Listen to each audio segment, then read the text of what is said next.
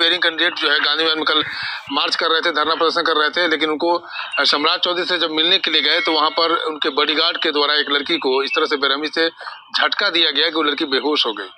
इस पर भी बात करेंगे, लेकिन सबसे पहले बात करेंगे ये जब सवाल किए थे कि सप्लीमेंट्री रिजल्ट 1 और 2 का जारी किया जाए, 1 का जो रेस्ट और 2 का फुल रिजल्ट जारी किया जाए, तो क्या इस सवाल का जवाब मिला या नहीं मिला, या सिर्फ सवाल ही सवाल रह जाता है, उस पर हम बात करेंगे।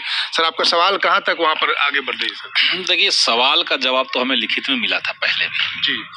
हमने कहा था कि टीआरई की जो परीक्षाएं हो रही है उसमें जो खाली पद रह जाएंगे, सरकार उस पर क्या चाहती है, क्या करना चाहती है। सरकार ने कहा कि भाई हम पूरक परिणाम देंगे, मल्टीपल रिजल्ट जो है उसके चलते या जो इनएलिजिबल कैंडिडेट्स आ जा रहे हैं उनके चलते जो पद खाली हो रह जाएंगे उन पे हम सप्लीमेंट्री रिजल्ट देंगे। ये हुआ, बीपीएससी तैयार हो गई, सब चीज हो गया, लेकिन उसके बाद भी अपर मुख्य सचिव शिक्षा विभाग जो है उन्होंने पता नहीं क्यों टीआरई 2 के लिए जो 14,000 से ज्यादा खाली पद की घोषणा किए थे उस पर अचानक से कह दिए कि रिजल्ट नहीं देंगे। तो सरकार के जवाब का कोई वैल्यू होगा कि नहीं वैल्यू होगा, ये बात है। इसलिए ब्यूरोक्रेसी की बात हो गई, लेकिन सरकार को तो इस पर नजर रखना चाहिए भाई कि जो नियम बन रहा है और कोई भी परीक्षा होती है तो उसका एक नियम होता है कि आप पद भरेंगे, पद भरने का जो तरीका होगा वो आपको निकालना पड़ेगा। सरकार ने निकाल लिया था कि जो मिनिमम क्वालिफाइंग मार्क्स ला रहे हैं उसके ऊपर के सारे अभ्यर्थी एलिजिबल हैं, बशर्ते कि उनके लिए सीट खाली हो। अब सीट भी खाली है, मैक्सिमम मिनिमम क्वालिफाइंग मार्क्स लाए हुए लोग भी बचे हुए हैं, तब भी उसके लिए सप्लीमेंट्री रिजल्ट नहीं दे रहा है। इसलिए जो अभ्यर्थी आंदोलन कर रहे हैं, अपनी मांग उठा रहे हैं, उनकी मांग एकदम जायज है। और ये दुर्भाग्य की बात है कि बिहार के डिप्टी सीएम और उनके गार्ड अभ्यर्थियों के साथ इतना बदसलूकी किए, उनको धक्का दिया, और वो मैंने भी देखा, बहुत ही गलत चीज था वो, उसे नहीं होना चाहिए।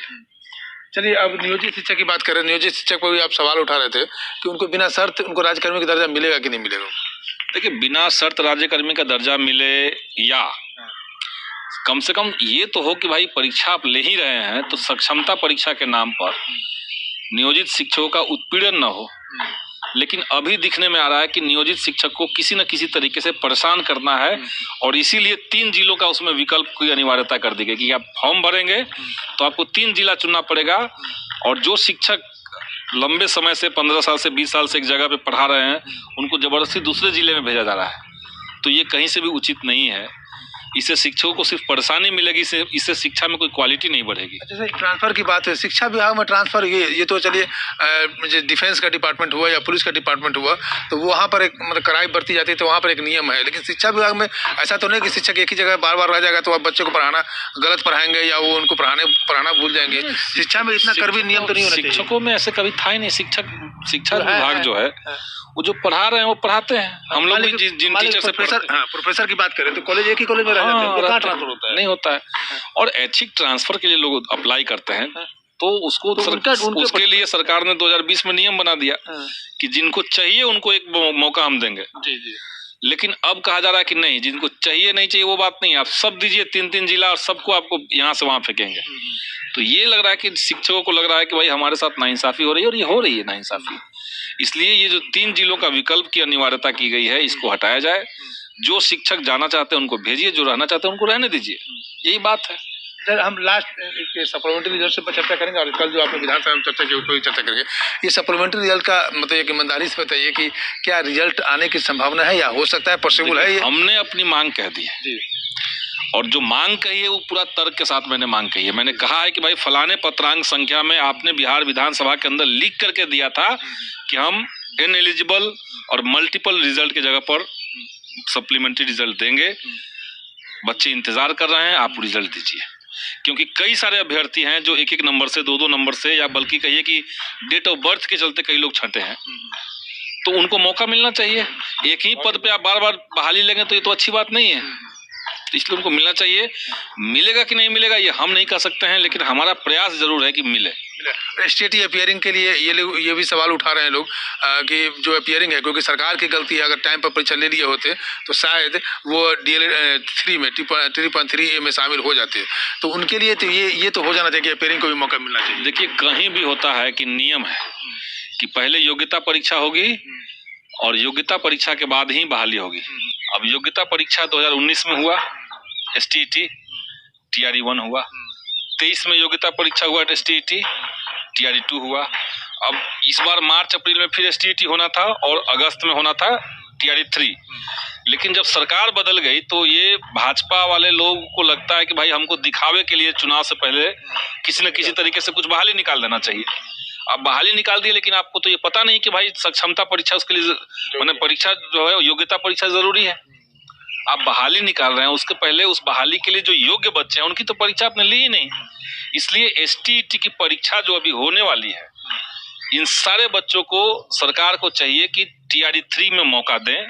या तो आप परीक्षा को अगस्त में लीजिए, या अगर अभी ले रहे हैं तो सारे अपीयरिंग स्टूडेंट्स को आप मौका दीजिए। चलिए, लास्ट सवाल ये कर रहे हैं कि कल आपने विधानसभा में बहुत अच्छा सवाल किया कि रखा आपने बातों को कि 6,000 जिनकी सैलरी है, 6,000 जिनकी कमाई है, उनको 200 यूनिट फ्री कर दीजिए। पंजाब और दिल्ली में हो सकता है, आपने ये भी जिक्र किया था। क्या इस बात पर अमल होगी? आपकी बातों को बात रखा जाएगा? देखिए, हमने कल ये मांग उठाया और कल मुख्यमंत्री जी ने जो बात कही, मुख्यमंत्री ने जवाब दिया उसका। उन्होंने कहा कि सस्ता देंगे, मुफ्त नहीं देंगे। ठीक है, आप सस्ता देंगे तो सस्ता कहाँ दे रहे हैं? देश में सबसे ज्यादा महंगी जो बिजली है वो बिहार के लोगों को मिल रहा है। जो BPL के नीचे भी है उनको कोई कंसेशन नहीं है बिजली में। अभी बिहार में जो जातिगत गणना हुआ और आर्थिक सामाजिक सर्वे का जो रिपोर्ट आया, 34% परिवार ऐसे हैं जिनकी आमदनी महीने में 6,000 से कम है। अब आप चाह रहे हैं कि वो 6,000 से कम जो आमदनी कमा रहा है उसमें से 1,000 से बिजली बिल दे दे? ये कहाँ का इंसाफ है? तो इसलिए 200 यूनिट बिजली बिल, 200 यूनिट बिजली सबको मुफ्त में दिया जाए। जो गरीब है उनको, आप सबको मत दीजिए, लेकिन जो BPL में है, जिनका जो झोपड़ी में रह रहे हैं, उनको तो दीजिए। अब उनको भी नहीं देंगे, ये क्या बात हुई? तो आप बड़े बड़े पैसे वालों के लिए कुछ भी फ्री कर देंगे, लेकिन जो गरीब लोग हैं उनके लिए हम 200 यूनिट बिजली फ्री मांग रहे हैं, वो भी आपसे नहीं हो रहा है। ये तो दुर्भाग्यपूर्ण। इसका जवाब कुछ मिला क्या? जवाब मिला ना, कल मुख्यमंत्री ने जवाब दिया। उसका जवाब दिया, अखबार में सब जगह छपा हुआ है कि सस्ती देंगे, महंगी नहीं देंगे। सस्ती देंगे, महंगी देंगे। सस्ती देंगे लेकिन मुफ्त नहीं देंगे। तो आप सस्ती भी तो नहीं दे रहे हैं, सस्ती भी नहीं दे रहे हैं। आप यही कर दीजिए भाई कि जो गरीब परिवार है उनका बिजली बिल बकाया अगर है तो उस पर हम ब्याज नहीं लेंगे। आपसे ये भी नहीं हो रहा है। अब ब्याज जोड़ करके 6 महीने का किसी का बिजली बिल अगर हो गया है तो हो गया 12,000, 14,000। जो आदमी कमा खा रहा है उससे आप चाहेंगे कि भाई समूचा बिजली बिल वसूल ले, नहीं तो लाइन काट देंगे, नहीं तो फाइन हो जाएगा, लोग मर ही नहीं जाएगा। यही बात है। नल जल योजना पर भी कुछ बातचीत हुई है क्या? नहीं, हमने मांग किया था कि नल जल योजनाएं जो चल रही है उसमें बिजली, चूंकि बिजली विभाग से संबंधित कल बजट था, तो हमने कहा था कि उसमें सरकार अपनी तरफ से बिजली मुहैया करवाए। गांव देहात में होता है कि नल जल चल रहा है कहीं पे, लेकिन बिजली बकाया हो गया है तो काट देते हैं लोग लाइन। अब गांव के लोग आपस में चंदा करके बिजली बिल भरे, ये होता नहीं है, हो नहीं पाता है, तो लोग पानी बिना तरसते हैं। तो सरकार अपनी तरफ से दे बिजली, यही हम चाहते हैं। चलिए, आपने सुना डॉक्टर संदीप सौरभ को, जिन्होंने साफ साफ कहा कि बिजली बिल के लिए। तो दोस्तों, आपने सुना संदीप सौरभ सर ने क्या कुछ बातें बताई शिक्षा विभाग और सप्लीमेंट्री रिजल्ट को लेकर। साथ ही उन्होंने और भी मुद्दों पर बातें की हैं। तो फिलहाल इस वीडियो में इतना ही। आगे की अपडेट के लिए चैनल के माध्यम से जुड़े रहिए। धन्यवाद।